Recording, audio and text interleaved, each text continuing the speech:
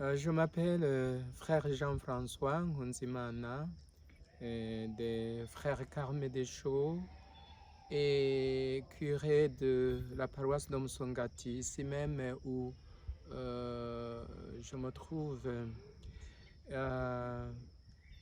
Nous sommes précisément justement à cette paroisse, au chef-lieu de cette paroisse d'Omsongati.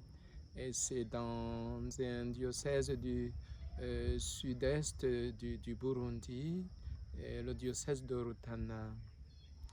Et ici où je me trouve, c'est précisément le lieu où la paroisse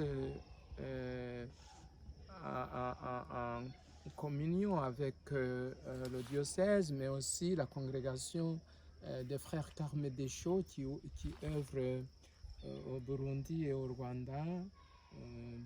C'est le lieu où il est prévu la réalisation d'un projet de sanctuaire marial. Eh bien, historiquement, depuis pratiquement 1986, ceci dit, les Carme Deschaux ayant commencé déjà à s'occuper de cette paroisse bien avant, dans les années 1971, 74 ici précisément, eh bien, depuis 1986 pratiquement, il s'est trouvé que on a les frères Carme en communion ensemble avec les sœurs carmélites de l'Enfant Jésus, qui sont les voisines d'ici, du couvent des frères Carme, se sont occupés de la pastorale, de la dévotion du scapulaire de Notre-Dame du Mont-Carmel. Et les gens ont très vite accroché à cette dévotion. Alors, les gens ont commencé, les fidèles, les chrétiens, ils ont commencé à fréquenter cette paroisse, l'église qui est devant moi, et justement dans le but de mieux connaître cette dévotion du scapulaire et de revêtir cet habit marial. Et alors, au fur et à mesure que les années passaient, il y a eu vraiment, vite, progressivement, une grande influence de gens. Et si bien que même les pèlerins qui venaient des autres diocèses même ont commencé à venir ici. Pratiquement, précisément, le premier samedi du mois, même le vendredi qui précède le premier samedi de chaque mois.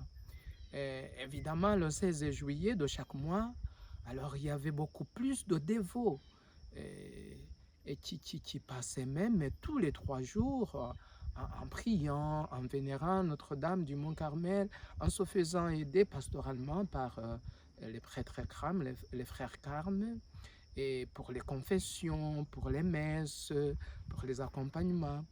Et c'est cette dévotion qui a grandi. Et alors, justement, la situation actuelle est telle que nous évaluons en moyenne 500 pèlerins chaque premier samedi du mois qui fréquentent cette église de Notre-Dame du Mont-Carmel, en fait, finalement, comme sanctuaire. Et autour du 16 juillet, je vais dire par exemple le 15 juillet, le 16 juillet, le 17 juillet de chaque mois, alors là, l'affluence est très grande. Nous évaluons l'effectif de ces pèlerins à plus de 5000. Alors, cela a fait que finalement, nous avons pensé à un sanctuaire qui puisse aider justement pastoralement tous ces gens qui sont si nombreux. Et l'évêque a souscrit, il a beaucoup aimé Et donc, on s'est lancé dans ce projet. Et c'est précisément ici, dans cette localité, où le projet va être réalisé. Un sanctuaire donc qui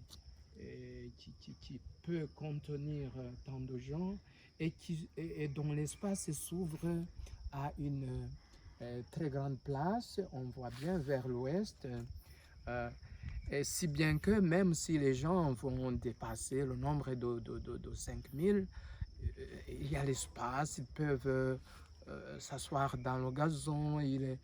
On a choisi un endroit vraiment propice. Et alors, enfin, je voudrais dire que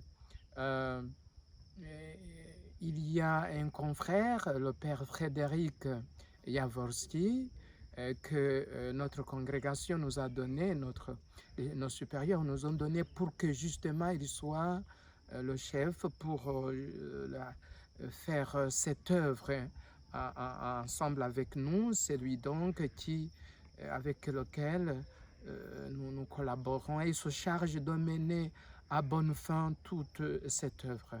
Mais aussi, il y a un ingénieur, l'architecte Philibert, qui déjà a construit même un très bon couvent à Bujumbura et donc qui est expert dans ce genre de construction. Et voilà, lui aussi, donc, il va aider comme technicien dans la réalisation de ce projet. Je dois noter enfin, finalement, que les finances sont encore maigres, mais on fait tout pour que progressivement on puisse les avoir afin que justement cette pastorale de dévotion mariale puisse profiter à l'église locale, puisse profiter même à toute l'église du Burundi. Merci.